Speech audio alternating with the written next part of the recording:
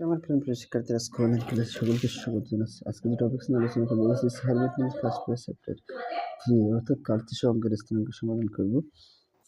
দেখো কার্তেশীয় স্থানাঙ্ক যে আমরা নির্ণয় করতে বলবো, আমরা এক্স এবং ওয়াই মান বের করে পারে মাঝখানে কমা চিহ্ন দিলে আমাদের হয়ে যাবে। ওকে, আমি সলভ। আমরা সূত্র জানি এক্স সমান সমান আর cos থিটা। তাহলে এখানে আর এর মান লাগবে থিটার মান, এটা হচ্ছে বর্তমান আর এর মান, এটা থিটার মান। তাহলে আর মান কত 2 আর থিটার মান কত 270 ডিগ্রি। মানগুলো বসাবো, ক্যালকুলেটর ব্যবহার করবো, আমাদের অ্যান্সার হয়ে যাবে। ওকে, তাহলে cos লিখলাম আর থিটার মান কত 270 ডিগ্রি। তাহলে কি লিখলাম cos 270 ডিগ্রি মান কত, চাইলে একবারও লিখতে পারবো, কোনো ব্যাপার না।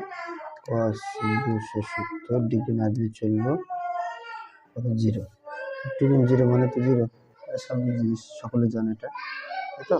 এখন ওয়াই মান বের করবো, আবার লিখো ওয়াই সমান থিটা।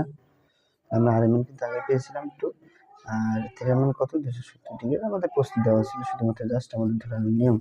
তাহলে আমরা একইভাবে লিখবো সাইন ব্র্যাকেট 200, সরি ডবল হয়ে গেছে, 270 ব্র্যাকেট ওকে কত -1 মানে হচ্ছে কি -2 দেখে 2। তাহলে আমাদের উত্তর লিখবো কি এক্স কমা ওয়াই সমান সমান এক্স এর মান হচ্ছে 0 আর কমা ওয়াই মান হচ্ছে -2।